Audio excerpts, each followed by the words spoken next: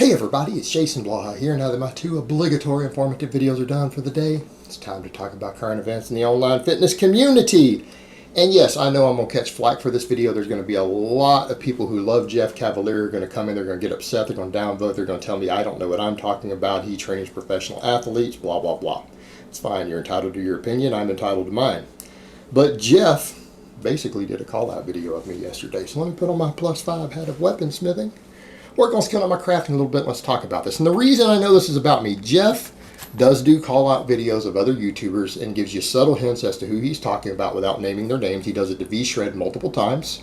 It just so happens I've discussed recently in one of my criticisms of V-Shred, I discussed the uselessness of one-legged exercises. Now, since Jeff, we know he criticizes V-Shred, we know he probably watches other criticisms of V-Shred, or V-Shrunk, that's what I like to call him, because the guy is tiny and weak.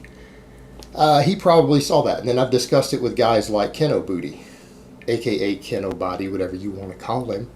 So he made that within 1 week of me making those videos, and then he put the non-negotiable in the title. Well, everyone knows that's one of the hashtags associated with me, that people love to do the non-negotiable. And I know that Jeff has a personal friend who despises me, who does watch my stuff and keeps up with all the trolling. So it's not a far-fetched conclusion, particularly with him putting the non-negotiable in there, that it was directed at me. You know what, and that might not be true. And people would say, well, he doesn't watch these other channels. Well, he watches V-Shrunk, who doesn't really have that many views. So that being said, I'm going to be polite about this, because I actually like some of Jeff's physical therapy stuff. I just think Jeff really needs to stay away from talking about strength or big exercises, because, I see some cringy stuff in his videos with it. He doesn't know how to train people on big lifts. I'm sorry, that's just the reality of it. He doesn't know particularly how to perform them well. And I've seen him said stuff that most experts in some of these lifts would completely disagree with. People who actually make their living coaching these exercises would be freaking out if they heard what he said. So that being said, we've got that, and then it kind of comes back to the point, though, about the physical therapy. You guys know what Mark Ripto always says? What is Mark Ripto known for saying about strength coaches? He goes, we have a lot of physical therapists out here masquerading as strength and conditioning coaches who really don't understand strength training, right? They're not strength and conditioning coaches, but they can help keep you from getting hurt. That's their job. So here's where we go with this. He jumps up and says that everyone should be doing one-legged exercises, and then he brings in an elite professional athlete, who you guys know who he is, and he is an elite professional athlete. Guy is at the top of his game.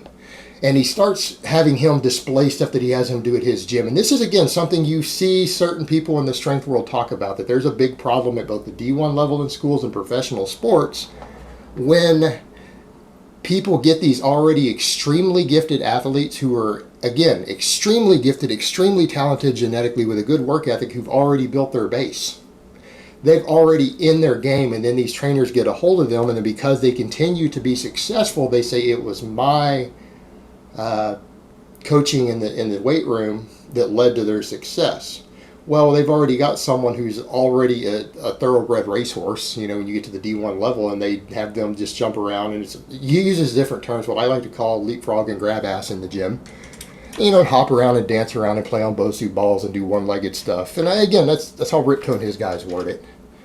And they basically just are relying on the gifts and the base that these guys have already built, who are already successful, and then claiming that their continued success is, well, see, I'm coaching them. Well, they were already successful before they got to you. They were already gifted and already had a base built and were already involved in their sport. And again, they point out that creates a lower standard of coaching, because they don't really have to do anything with these guys because they're already where they need to be. All right, so they have them goof off. The problem is that he has him up here doing stuff, and he's talking about, these one-legged squats with little bitty lightweights, and he has him jumping on, almost doing like a jumping Bulgarian type split squat or whatever he has him doing. And the problem is that that's not training explosiveness. He's talking about, well, look, it's just to train explosiveness. What are you training? There's no training component there. You're displaying a genetically explosively gifted athletes, because explosiveness is a genetic trait. You can barely train it. You can train it a little bit, but not much. What you can do is train someone in a way that their explosiveness keeps pace with their strength based upon their genetic potential. But how is that explosive training? There is no maximum explosiveness involved. And what is training? You have him doing an exercise. He's displaying the explosiveness he already has on the exercise for everyone to see who's in the weight room and on the camera in a manner that's not going to have any further adaptative stress. There is no training, there's no loading involved. He's just displaying the genetic gifts he already has for you. You're not training anything. You're not training anything. And the worst part is that he's standing there talking about, well, he needs athletes to be good at the lateral plane, not just the sagittal plane. And if you have people only doing the barbell squat, that's just a sagittal plane exercise. Yet everything he had the guy doing in the video was a sagittal plane exercise. What? Everything the guy did on the camera was still a sagittal plane exercise. You see the problem there? Again, this is how, again, coaches who are given these gifted athletes will do stuff and then claim that they're the one who made this athlete and therefore their methods work. And it's a great selling point. I mean, people see that and go, oh man, look who he's coaching, he's responsible. It's like the guy was already good when he got there. And everything that he's talking about, training explosiveness, talking about things besides sagittal plane exercises, nothing he's doing there is training explosiveness. There's no training load. There's no programming there. That's just doing some exercises, displaying the explosiveness you have. And he's still just doing sagittal plane exercises. So it doesn't even follow with the points that he made. But people say, oh, he made great points there. What points? He didn't do either one of the things that he was talking about with the guy right there on camera, who was already a gifted multi-million-dollar athlete before he got to that gym. All right, then we go to the point about strength. I'll agree with one thing he said. I'm going to give credit where credit is due. He said, of course, the barbell squat is the basis of your leg training. We all agree with that. It's just not the only thing that you should do. Well, I don't disagree with that point. In fact, I think that's an amazing point. And that is the point I was making with my one-legged stuff. Yes, the barbell squat is your basis. And if you do a bunch of silly-ass one-legged exercises instead of barbell squatting, you're going to shortchange yourself. And what I thought was interesting, you know, Jeff comes in and talks about on your leg workouts. Really, now you sound like V-Shrunk. Well, we're going to do a leg workout. We're going to do a chest workout. Are you serious? What are you, training pro bodybuilders on 2 grams of test and growth hormone? A leg workout? Like you have your athletes go to the gym and don't do leg training? Like you have workouts that aren't leg workouts? And if we're going to talk about other exercises, we're going to talk about explosiveness. Where is the explosive training? I see Jeff talk about training like an athlete. I like the fact that he says, yeah, all your shoulder work should be standing if you want to train like an athlete. I agree. You guys don't see me sitting down these days to do presses. I do standing presses, and I've actually spent a lot of time developing my strict standing press. And I might go over and start push pressing again later. But where is the explosive exercises? Now, you know good and damn well what you are picking is not the tried and true strength and conditioning world lifts to train explosiveness. I'm not saying some jump squats don't work. I mean, they can. Yeah, sure. Why aren't you talking about power cleans? Why aren't you talking about power snatches? Why aren't you talking about push presses? Those are mainstays in the strength and conditioning world for developing full body explosive athletes. All right, those are tried and true exercises universally accepted in field sports and contact sports to make your athletes more explosive. There's a large amounts of research on it.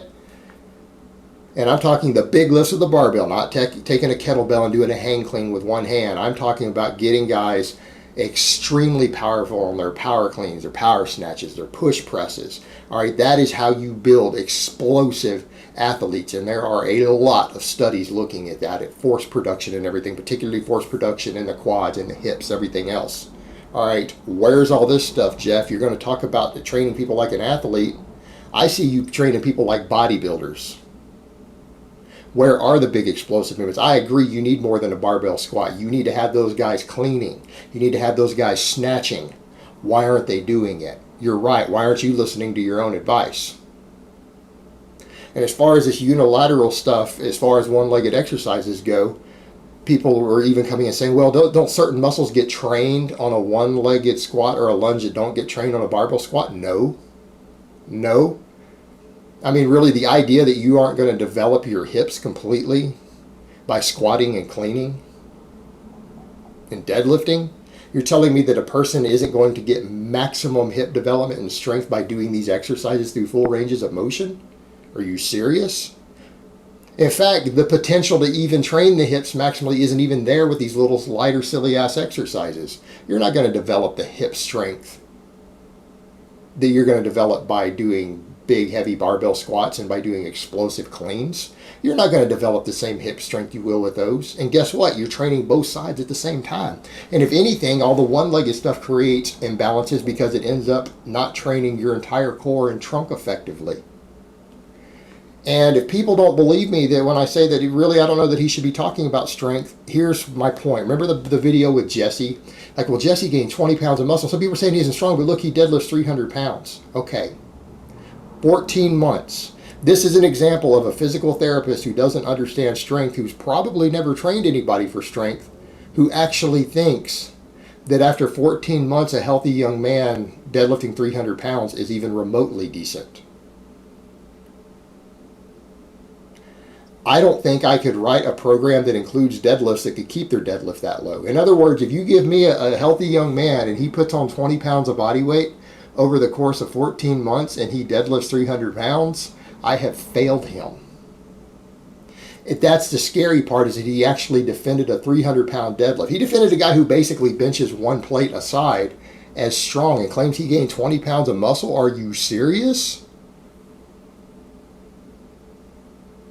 You do understand that ranked novices who get on a basic strength program, if they rank novices who just do starting strength, are usually, like if they're a 25-year-old male, even if they've never trained before, you get them just physically mobile enough to deadlift. Once they can actually physically deadlift, even if they started a 100-pound deadlift, they're usually deadlifting 300 pounds within 2 to 3 months. And that's genetically average, guys. That's normal on a basic linear progression strength program. You guys see the problem here? This is an example of someone he's worked with, and they are insanely weak, and he wants to talk about strength? Even worse, he did this stuff with Casey Mitchell, and you understand Casey Mitchell is a special case because he's got one leg, and nothing but props to that guy. I have nothing but respect for that guy. But then Jeff is over here talking about big lifts, saying, oh yeah, good mornings and high box squats for raw squatters.